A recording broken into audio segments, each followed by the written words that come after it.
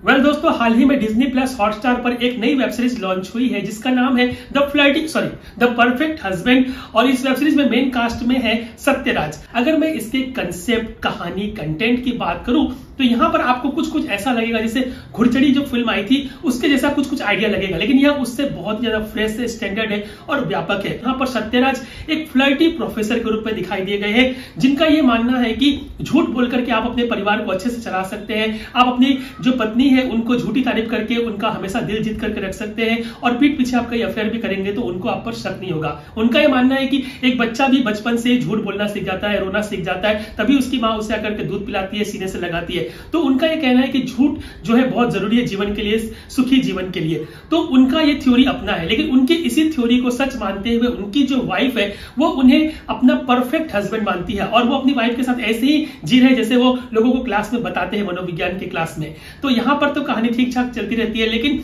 एक दिन उनकी द परफेक्ट हस्बैंड का झोल खुलता है जब उनकी पास्ट लाइफ के बारे में, पास्ट लव के बारे में इनकी पत्नी को पता चलता है। और यहां पर झोल ये होता है कि जो इनका पास्ट लाइफ है उसी लड़की की बेटी से इनके बेटे का ब्याह तय होता है। और अब कहानी में मजा आता है कि दोनों परिवार के लोग अब नहीं चाहते इन दोनों की प्रेम कहानी को जानने के बाद कि एक की पत्नी और एक का पति दोनों नहीं चाहते कि यह जो शादी है आगे बढ़े और इसको तोड़ दिया जाए। लेकिन इन दोनों के जो बच्चे हैं ये आपस में कसमें खा चुके हैं, मिल चुके हैं, जुल चुके हैं और ये चाहते हैं कि ये एक दूसरे के साथ ही अपना जीवन निर्वाह करेंगे। तो आगे कहानी में क्या होगा ये जानने के लिए कि इन दोनों की शादी हो गई या नहीं, यह जानने के लिए आपको यह वेब सीरीज देखनी होगी। यानी कि आपको 3.5 घंटे का समय देना होगा।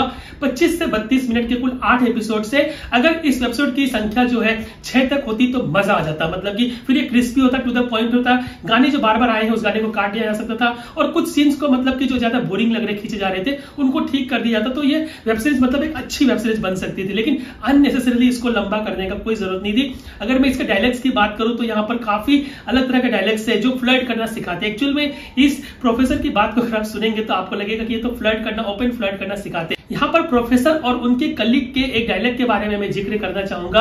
यहाँ पर वो उनसे कह रहे होते हैं कि अगर आपको फूलों से प्यार है तो आपको कली को नहीं तोड़ना चाहिए, क्योंकि कली भी एक दिन फूल बन जाती है और आप उसका भी मजा ले सकते हैं। मतलब इस तरह की वो बातें करते हैं, फ्लर्टी बातें करते हैं। The perfect husband web series को मैं देना चाहूंगा 2.5 आउट ऑफ 5 और मेरी तरफ से यह वेब सीरीज जो है आप सभी को रिकमेंडेड है। देख सकते हैं, एक बार देख सकते हैं, टाइम पास है।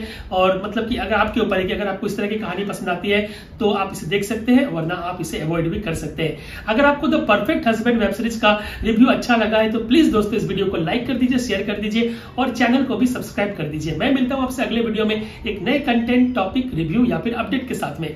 नमस्कार, जय हिंद, जय भारत।